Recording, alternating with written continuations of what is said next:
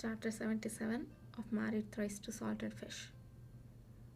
On the 15th day of the first month of the lunar year, there was a chill in the spring air, but the sunlight beaming down was warm. It was still far too early for lantern fair, but the shops along Yongsheng Street have already hung their signboard high above their door. Lanterns are hung under their eaves, and various supports for the decorative lanterns have been set up above the lintel of their doors. Though it didn't look like much in daytime, but come nightfall, when the streets will be teeming with people, the lanterns all lit up, with fiery trees and silver flowers and banners flying in the wind. Oh, it will truly be a magnificent sight to behold. It was a time of celebration for the common people, and it was also a time when the defenses of the city were on high alert. The cavalry camp was extremely busy preparing for the Lantern Festival. Although there was no need for General Gu to do much of anything, he still needed to show his face and go through the motions. Gu Fuzhao struggled to get up early that morning and then headed to the military camp after having his morning meal. Lin Qingyu didn't need to go to the palace today, and he had no plans to go to the Imperial Medical Office. At noon, Hualu served Lin Qingyu his noontime meal. She prepared a bowl of milky white fish soup and handed it to Lin Qingyu. Face filled with anticipation, she said, "Young master, are you going to the Lantern Festival tonight?" Lin Qingyu always preferred quiet, and the Lantern Festival was sure to be crowded with people. Though he had grown up in the capital, the number of times he had gone to the Lantern Festival could be counted on one hand. As an adult, he had never gone even once. "Do you want to go?" Hualu nodded excitedly. "The last time I went to the Lantern Festival was several years ago. I still remember that there were so many people, and the Jinshe River was filled with lotus lanterns. After that, I was sent to Nanan Hao Mansion to serve young Master Hao. I never got the chance to go again." Hualu realized that she had said the wrong thing and quickly closed her mouth. Lin Qingyu took a mouthful of fish soup and said, "Then you should think carefully on what you're going to wear tonight." Hualu's eyes lit up. "Will you take me to go, young master?" "Hmm." Lin Qingyu looked at the delighted girl. "Go and get ready." Gu Fuzhao had asked a lot about the customs of the Lantern Festival. He probably wanted to go to Yongsheng Street to join in the fun. He knew that Gu Fuzhao liked appearing handsome, so he specially ordered the servants to iron a few newly sewn robes for him to choose from. Gu Fuzhao did not return to the mansion until dusk.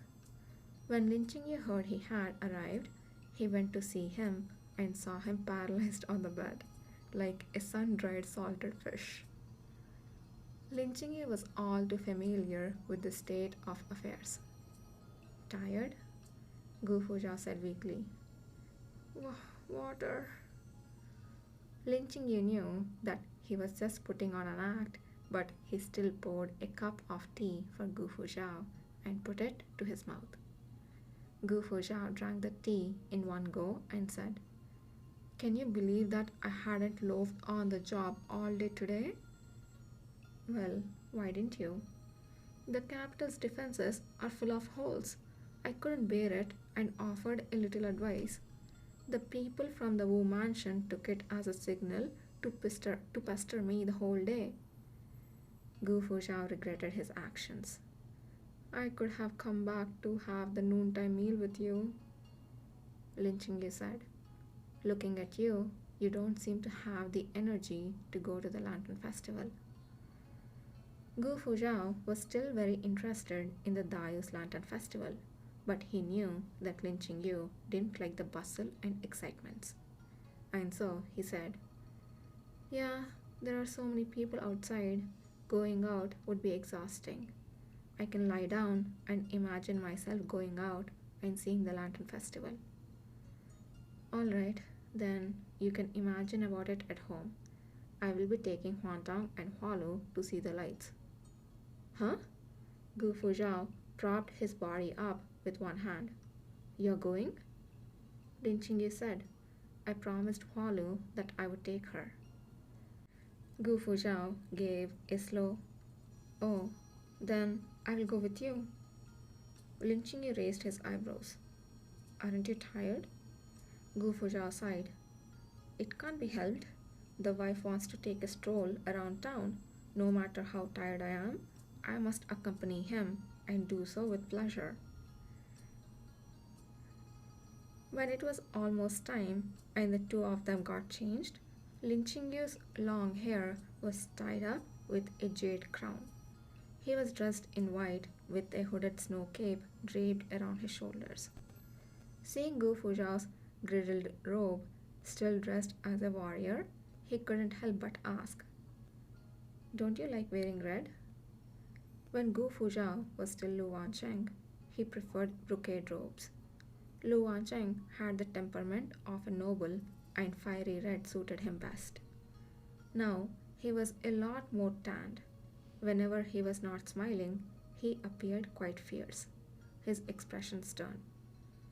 Gu Fuzhao smiled and said, Lu Wancheng was young and he looked good in red. Red is a lovely, delicate color, and I'm a lot older.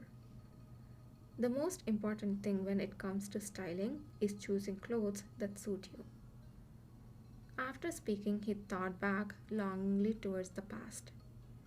When I still had my original body, I looked good in everything. Lin Qingyu snorted disdainfully. Gu Fuzhao took it as a disbelief and said, "It's true. You could give me just a rag and I'll still look good." "I have seen you before," Lin Qingyu deliberately said, in revenge to Gu Fuzhao's over-exaggeration. "I can only say that your original body was not my type." Gu Fuzhao was not fooled. "Oh, and who said in a dream that I was better looking than Lu Wancheng?" Lin Qingyu said lightly. "You said it yourself." Ah, these two flirting with each other. Come on, guys. Do more. The two left the mansion with Huantong and Hualu.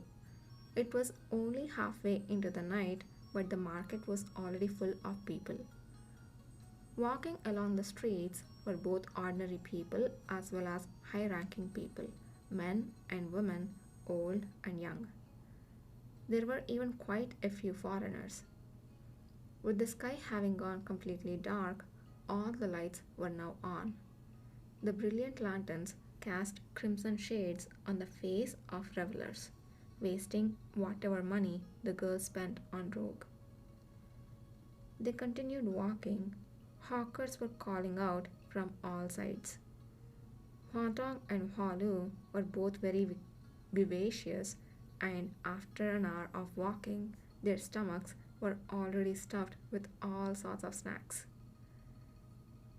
Huantong was eating happily when he suddenly pointed towards the horizon. "Young master, general, look!" Hundreds upon hundreds of Kongming lanterns slowly rose into the sky from the direction of Chanseng Temple, lighting up the night sky. Hualu looked up, the lights in the sky reflected in her eyes. "It's so beautiful," Gu Fuzhao said. "Looking at it from here leaves something to be desired. Qingyu, where is the best place for admiring the moon in the capital?" Lin Qingyu thought for a while and said, "That should be above the gate tower in the palace." The gate tower could only be accessed from inside the palace, so Gu Fuzhao had no choice but to give up. At this time, they were not far from the palace, and Gu Fuzhao was a lot taller than most of the people on the street. His eyes crossed the sea of people towards the lone person up on the tower. His four-toed claw python robe was blowing vividly in the wind. Is that Sha Chang? It was the Lantern Festival with thousands of sparkling lights. What was this person thinking? Gu Fuzhao retracted his gaze and suddenly felt something bump into him. He looked down and saw that it was a little girl with a flower basket. Gu Fuzhao had a strong physique and the little girl reeled back after bumping into him. Fortunately, Gu Fuzhao was very quick and he reached out and steadied her. Her flower basket fell to the ground, the flowers stepped on by revelers. The little girl's mouth flattened and she looked as though she were about to burst into tears. Lin Qingyu motioned for Holu to coax the child, but Gu Fuzhao already crouched down. He smiled and with just a few words managed to coax the little girl. When the little girl laughed through her tears, her mother appeared. It turned out that the mother and daughter pair had come to sell flowers.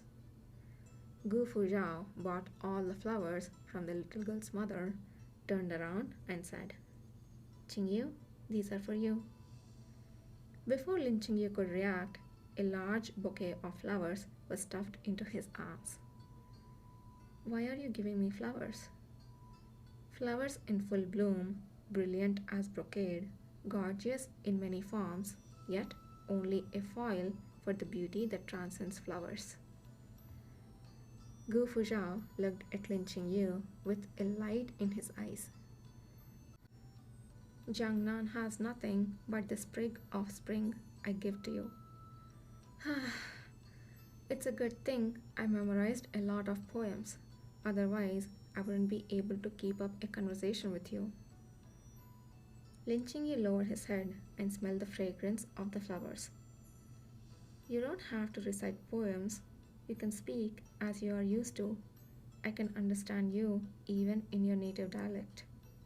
"Oh, then the reason I'm giving you flowers is because—" "Come on, guys, please don't interrupt them." At this time, the parade lantern float came ambling along, nearly filling the entire street. The woman atop the float, with a veil covering her face, was dancing gracefully. Her clothes exuded a fragrance, attracting countless merrymakers to stop and watch. However, in the blink of an eye, the four of them were swept away by the crowd. Lin Qingyu and Huan Tong were together, but they had no idea where the other two went. Lin Qingyu wasn't worried. Gu Fuzhao was tall and easy to spot, and even if they couldn't find him, they could just go back to the carriage and wait.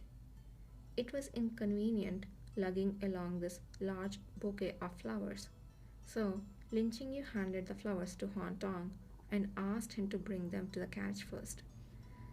After Huan Tong left, he shuttled through the crowd alone, keeping a look out for others while admiring the lights. The lanterns were still there, sparkling lights were everywhere. It was the same scene as before, but Lin Qingyu now found it dull and boring. After some time, he stopped appreciating the lights and just looked for the others. However, there were simply too many revelers with all of the bustling about. Faces passed by before his eyes, but none of them was the person he wanted. Lin Qingyu now felt unreasonably impatient. He was thinking about whether to go back to the carriage and wait when he suddenly heard someone call his name. "Qingyu." Lin Qingyu followed the voice and saw Gu Fuzhao by the banks of the Jinshe River, looking at him underneath a lighted tree. His eyes were bright, thousands of emotions held within them. This guy liked him. Gu Fuzhao liked him. A great heat appeared in Lin Qingyu's chest, and his heart was beating like a drum. He didn't have heart palpitations, so why was his heart beating so fast just because of this one person? Without knowing it, he stepped out through the crowded sea of people. Just as he was about to reach that person, there came a shove behind him, making him unsteady on his feet. He stumbled into Gu Fuzhao's arms. Gu Fuzhao steadied him with a hesitant touch on his waist. He said with a smile, "Dr. Lin, what are you running for?" Lin Qingye was momentarily stunned. Had he been running? He hadn't realized. Lin Qingye couldn't help letting his lips curve. He smiled. "I was going to you.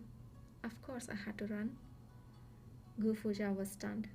He was no longer hesitant as he firmly held the waist of the person in his arms.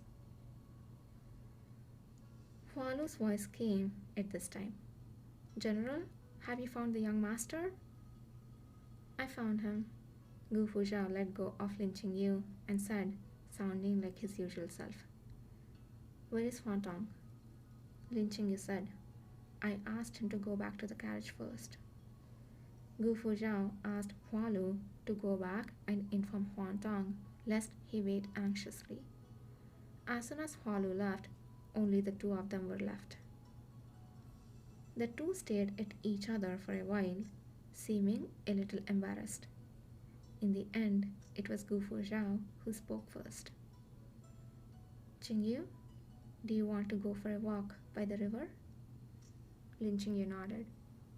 "Okay." The bright moon hung high above. Countless boats floated on the river, and lotus lanterns decorated the water surface, creating a galaxy of stars. Gu Fuzhao usually talked a lot, but now he was quiet. Lin Qingye walked beside him, not knowing what to say. When they went out for the evening, their conversation flowed naturally, but now they felt awkward. After an unknown length of time, Gu Fuzhao coughed and said, "The bright moon is out tonight and shines upon your beauty." As soon as he opened his mouth, Lin Qingyu stopped. "Your slender and graceful figure touching my troubled heart." Gu Fuzhao paused. His face changed. "Ah, what was it that came after?" Shit, he forgot his words. The lanterns illuminated the sky like daytime. They could hear the faint melody of a flute. The crowd of people surged and all around them talking and laughing. Lin Qingye looked at him quietly. His long eyelashes couldn't cover the glittering pools of his eyes. The surrounding scenery seemed to fade like an illusion. Gu Fuzhao looked at Lin Qingye for a long time. He lowered his eyes and chuckled as though laughing at himself. At the same time, it seemed to relieve his nervousness. "I'm sorry, Qingyu. The book of songs is too difficult to memorize. At the time, I only memorized a few and I have forgotten a lot of them now. Can I change the lines of the poem? Hmm? The mountains have trees and the trees have branches. I like you too." Lin Qingye used the words of Gu Fuzhao's hometown. "Would you like to date me?" Oh my gosh, finally! Yes!